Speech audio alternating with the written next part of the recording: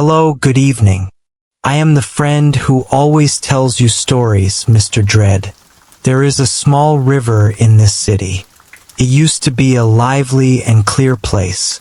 In spring and summer, there were always people fishing, enjoying the cool air and chatting on the bank. But since some year, accidents have happened one after another on the riverbank. Some people were fine during the day and were clearly sleeping at home at night, but they were found drowned in the river the next day. Over time, the name of Ghost River spread, and fewer people came here. Later, no one was seen for a whole year. Li Chong is a person who particularly likes night fishing. He is single and lives alone. He bought an old house in the county town. Although the house is old, he carefully renovated it and has lived with his elderly father since moving in. Every night he would go out with his fishing rod. The old man would always nag him not to go out too late and not to go to remote places. But Li Chong always smiled and said, "Fishing is more fun than getting married." Regardless of the weather, as long as he had some free time, he would call his friend Wang Hao to go to the river together. They went fishing for several months and everything went well. Li Chong and Wang Hao met when they were fishing in a reservoir. They hit it off right away and shared similar interests. After that, they often went fishing together at night. Autumn has arrived. The sky is always gloomy these days, with thunder rumbling from time to time. The rain keeps falling for 3 or 4 days, as if it will never stop. But Li Chong just loves this kind of weather. He said, "This is called fishing feeling." In his opinion, it is easier to catch good fish on rainy nights. That night, they had originally agreed to go fishing together. But Wang Hao said that his mother was not feeling well and had to stay to take care of her. So Li Chong set out alone.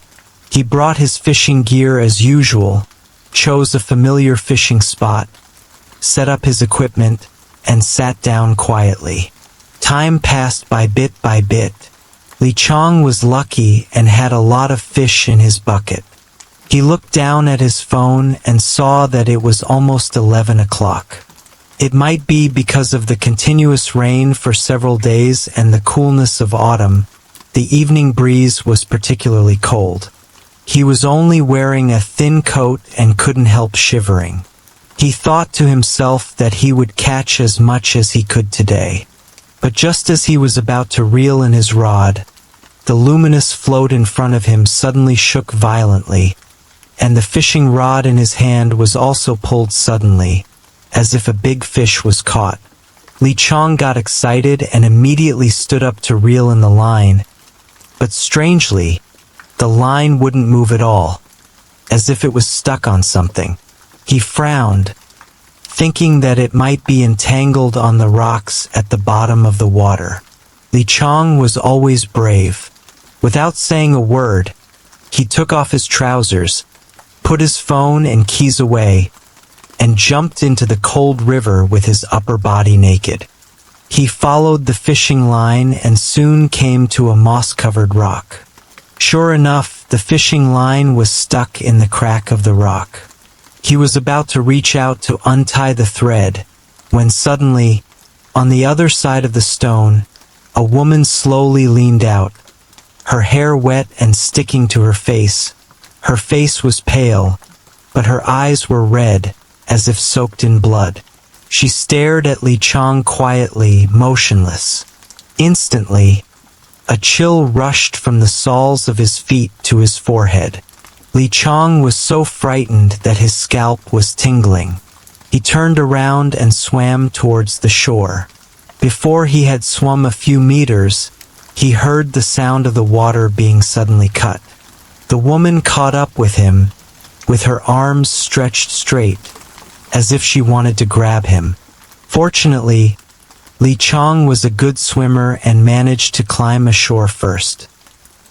He rushed to the embankment and looked back, only to see the woman's half-body floating on the water, her long hair hanging down, her eyes cold. She seemed unable to leave the water, and could only stay on the shore, staring at Li Chong's back. Li Chong was so scared that he dropped his fishing rod and bucket and started running. Without even putting his clothes on, he stumbled into the night as if he was running for his life. Li Chong, who was still in shock, did not go home directly, but ran all the way to Wang Hao's house.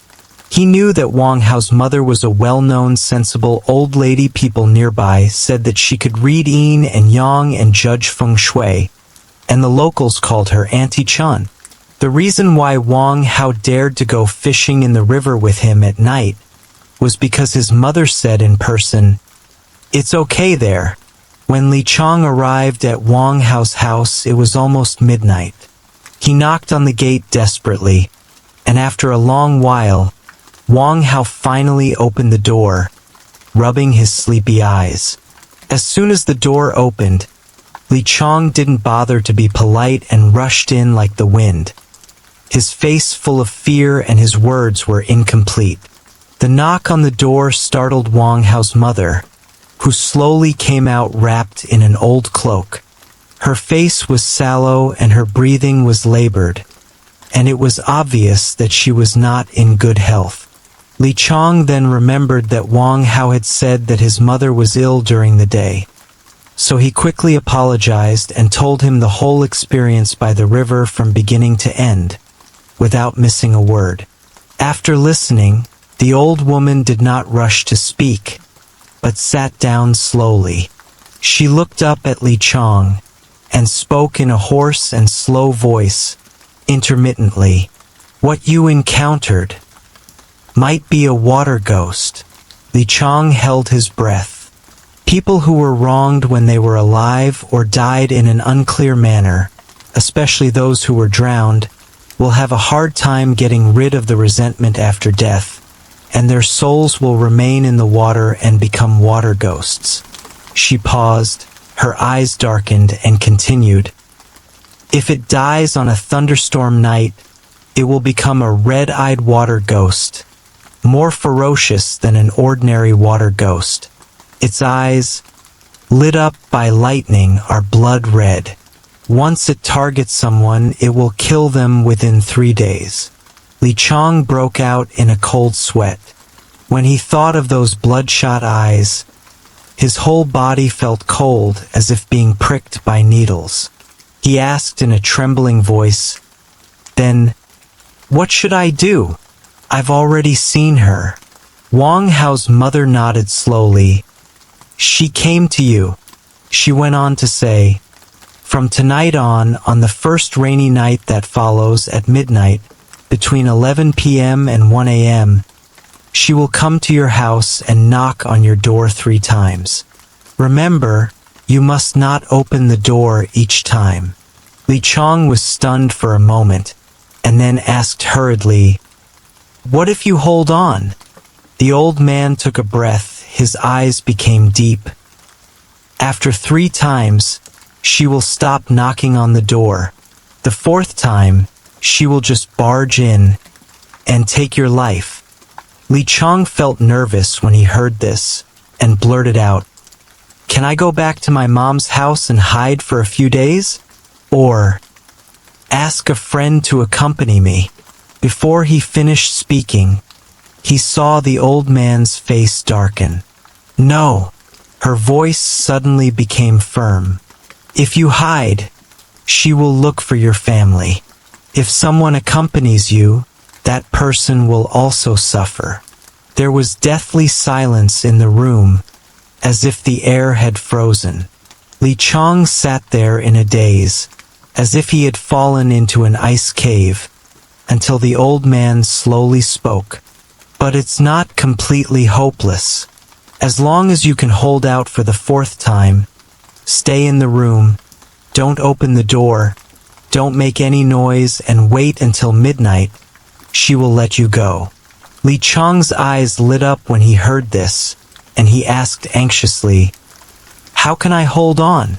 What should I do?" Wang Hao's mother nodded slightly and finally told him a way to resolve the situation. You have to do what I say. The old lady stood up slowly and led Li Chong to the inner room.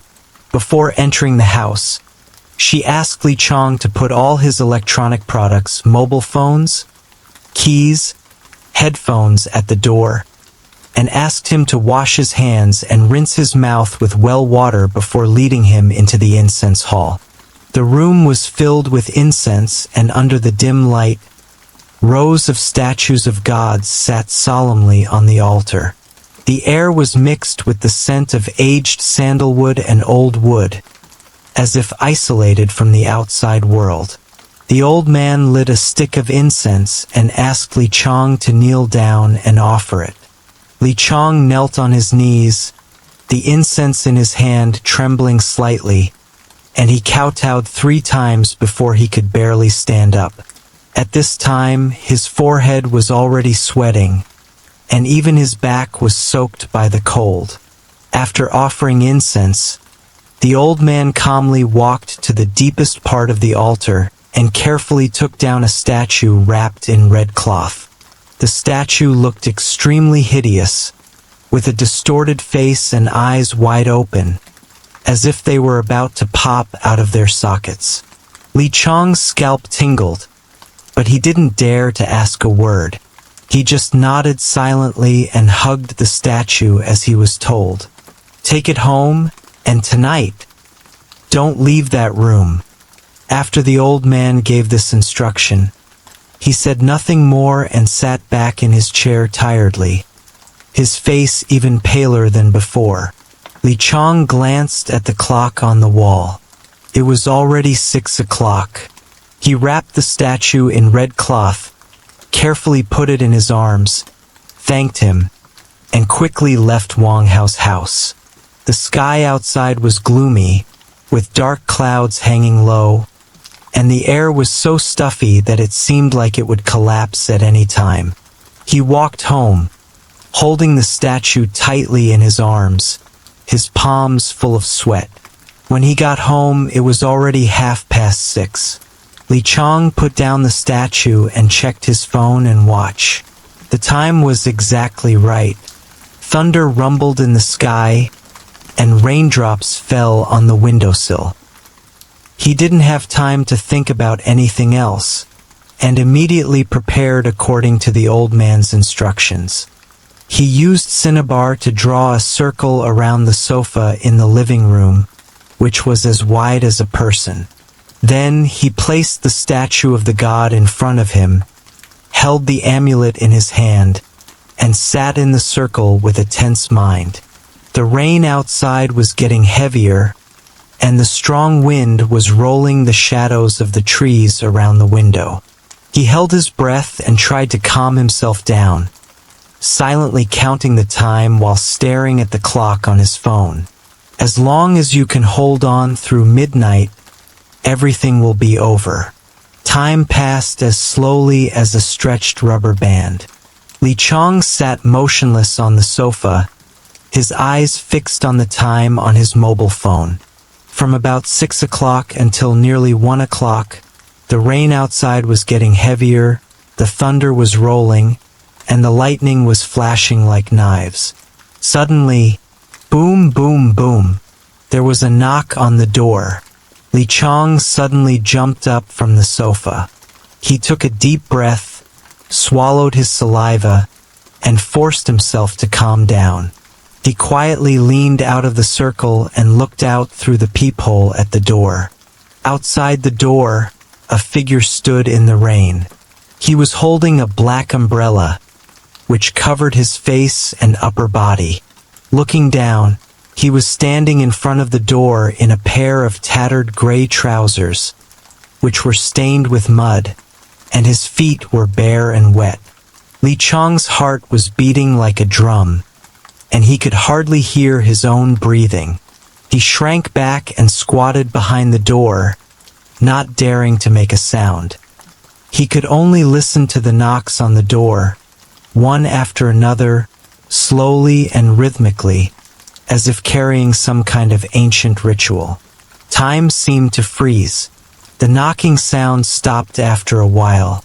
The person outside the door did not leave, but just stood there quietly. Until the clock struck 1 in the morning, Li Chong finally saw through the cat's eye that the person slowly turned around, stepped down the stairs, and walked down the corridor. He was about to breathe a sigh of relief when the figure suddenly turned his head. A pair of scarlet eyes, through the rain curtain, seemed to look straight into Li Chong's soul. He was so scared that he trembled all over, and quickly squatted down and covered his mouth tightly. After a long time, the outside finally returned to silence. Li Chong bravely looked outside again, but he could no longer see anything. He experienced the same night twice in 3 days. The second time he knocked on the door, it was the same person, still wearing torn pants, bare feet, and a black umbrella. The third time was even more fierce. The knocks were no longer steady, but frantic, as if they were going to tear the door apart. Li Chong, who was inside the door, had already hid in bed out of fear. He was shivering all over, and his underwear was soaked with sweat. His mind was full of questions. With such a loud noise, didn't any of the neighbors hear it? Why didn't anyone come out to check? But during those 3 nights, no one responded. It was as if the life had been sucked out of the entire building, without even the barking of a dog. But at least he managed to make it through. He did not open the door the first 3 times. On the 4th day, the sky was gloomy from the early morning, like a heavy gray cloth pressing down on the entire city. Li Chong was restless all day, and at noon, he hurried to Wang Hao's house and told him everything that happened last night.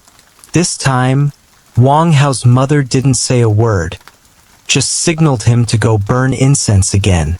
She looked more haggard than in the past few days, and her eyes seemed to be filled with endless fatigue.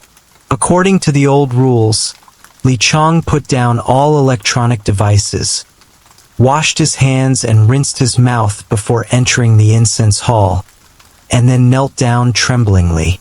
After the incense was lit, the old lady tremblingly opened the shrine and took out a cloth-wrapped statue from the deepest part. Li Chong could see clearly that the face of the statue was extremely ferocious, with exposed teeth, thick eyebrows, wide-open eyes, and an expression that was almost furious. He did not dare to look at it anymore, and quickly took it and carefully wrapped it up. The old lady only said, "Tonight is the last night." As he left, Li Chong glanced at his watch. It was 6 o'clock. Outside, the wind was blowing and the sky was dark, as if night had come early. He held the statue in his arms and hurried back home. After entering the door, he checked the time. Both his phone and watch showed 6:30. He frowned. Something was not right.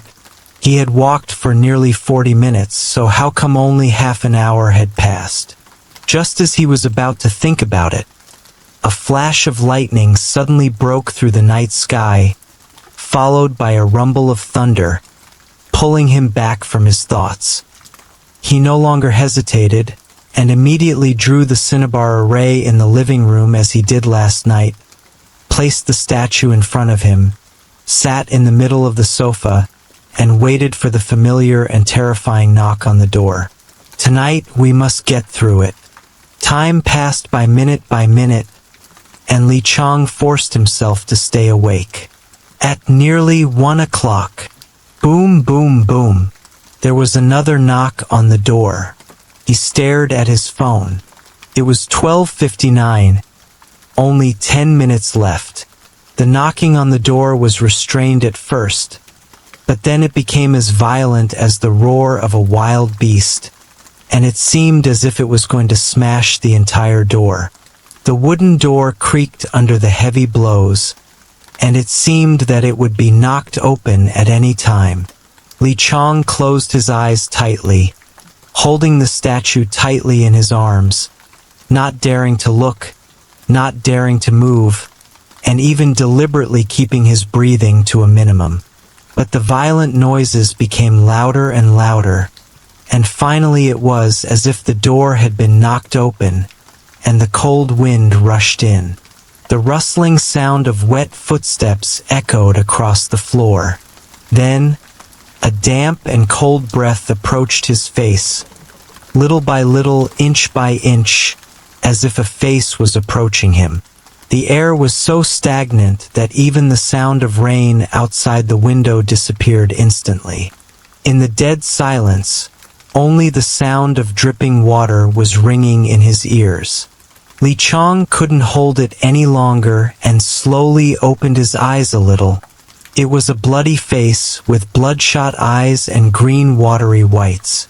The whole face was swollen and festering, with algae entangled around its chin and neck, and sticky liquid oozing from the broken wounds. It was staring at him very close. Li Chong let out a terrified roar, and the thing suddenly opened its arms and pounced towards him. Ding, ding, ding! The alarm clock rang. The familiar cell phone alarm echoed in the living room. All strange phenomena disappeared in an instant. The surroundings returned to calm. The wind and rain started again, hitting the window densely. Li Chong slumped on the sofa, as if all his strength had been drained away.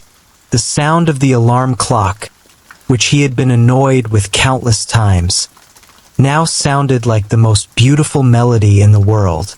He is still alive. He really made it through. But just as he breathed a sigh of relief, outside the door, boom, boom, boom, his heart tightened. Then, a familiar voice came from outside the door. Li Chong, it's me, open the door. It was the old lady's voice. Li Chong stood up as if relieved, walked quickly to the door, and opened it. On a rainy night, the old lady was holding a black umbrella and wearing a wet cloak. Her lower body was covered with muddy gray trousers.